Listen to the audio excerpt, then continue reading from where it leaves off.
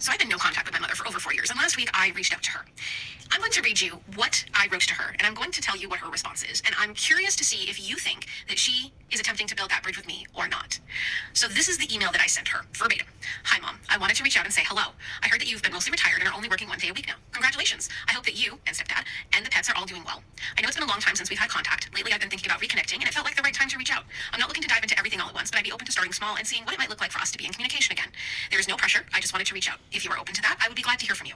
If you are, I would prefer to keep things to email for now. I think that would give both of us the space to think and respond in a way that feels comfortable. Now, it took her a week to respond, which I'm fine with. I'm not going to read her words verbatim because I don't feel that it is respectful for me to put her words all over the internet, but I will tell you the gist of her response, which is that she was surprised to hear from me, that she doesn't know she can take more rejection from myself and my children. My children are both grown adults, by the way, that she had come to the acceptance that she had lost her family, and that I had made it very clear that if she didn't change and did not come to therapy with me, that I wanted nothing to do with her. I'm gonna get back to that because that's inaccurate. And that she agreed with the things that I said, she said and did, and that she apologized, but that was not enough for me. And that she's sure that us not being in connection has made my life much less stressful, but that she is who she is and she is not going to be changing any more than she already has, and that she will still say things that I will struggle with, and that I need to decide if I can handle having a relationship with her exactly as she is, and that she cannot go through the pain again. The pain's mentioned multiple times, and that she agrees there can be no heavy discussions, but that we will have to have those heavy discussions at some point in time, and that she wants to make sure we're both prepared to handle that, and that I might find it hard to believe, but that she does love and care about all of us. I'm struggling with how or if to respond to this. I mean, I feel like it's only polite to respond, but I'm struggling with how. Because the way I see it, and I'd love to hear your thoughts on this, I started to try to build a bridge. She immediately responded and made it all about her pain. It feels like she's trying to light the bridge on fire before she even lays a board. And the comment she said about the therapy is absolutely incorrect. And this is why I think so many adult children struggle, because that is not an accurate accounting of what happened. She asked to come with me to therapy. She's the one that suggested it multiple times. My therapist agreed to see the two of us, even though that is not what she signed up for. But she said she would be happy to try because it would help if it would help me. So she met with us 3 times.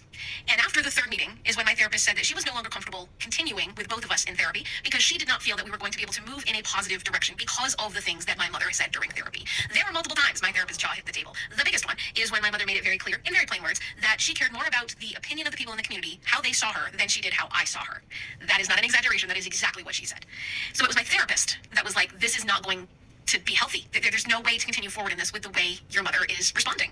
And I will make it also very clear, at no point did my therapist ever suggest going no contact. And then the final straw between the two of us was when, because I continued to try to have a relationship with her, and at the end of that year, because the therapy sessions were in the summer, and at the end of that year, she wanted nothing to do with us for the holidays. My house was too dirty for her, which it's not the cleanest, my desk is terrible. It's not the cleanest house in the world, but it's also like not a disaster area. I offered to... Okay, I'm going to cut you off right there because that video was way too long. So my name is Eric. I am not a therapist, but I went no contact with my mom when I was 17 years old. My mom's boyfriend beat me up. She picked him. I wanted nothing to do with her. I didn't speak to her for 7 to 8 years.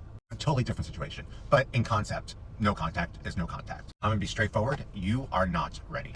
You are not ready. And I went through your account and I just watched your videos of you responding to different comments and how defensive you are of people questioning your actions or your motives for this video. And I have to agree with them. I have to agree with them. One of the biggest things that have been said on your video is that you read your letter word for word and then you kind of summarized her video so no one can really see what she actually said. And you said, and your response was, it's not my place to put her words out there. You made this video.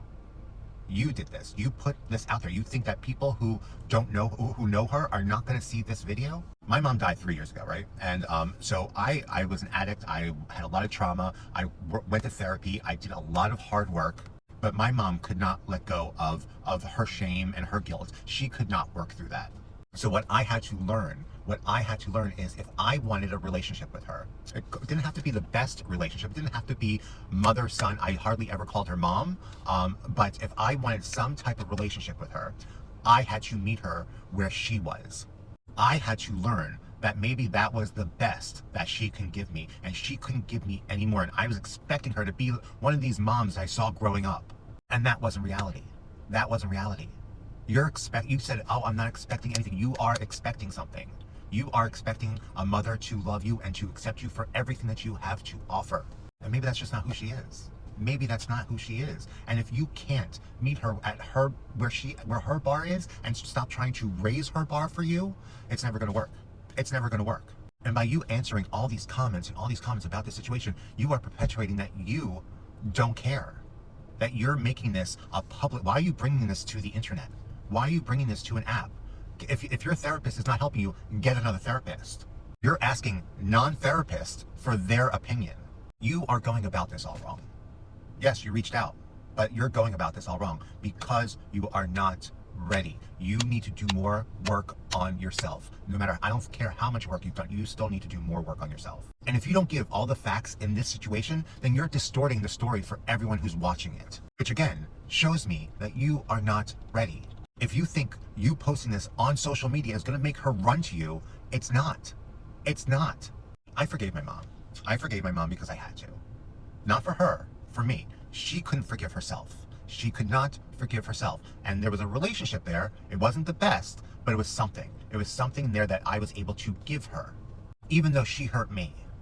When I stopped talking to her when I was 17, the last thing I said to her was, I will spit on your grave. But when she died, because we had some type of relationship, I was able to be there when she was in a coma and dying. And I was able to say, I forgive you. I was willing to be selfless and give her something so she had something. You are not being selfless. You are just thinking about yourself. Stop making this just about yourself, because there's two parties involved. It's not just about you. And also by you calling her a liar in your video by saying this is not accurate, this is not the way it is, it's showing that you are not ready. I don't know how many times I can say that. You are not ready. And also the fact that we can't tag you in a video is giving me that you don't really want to hear what people have to say. That's what it's giving me, because I was about to tag you and then I found out that I couldn't. Again, this is about you. It's not about the relationship.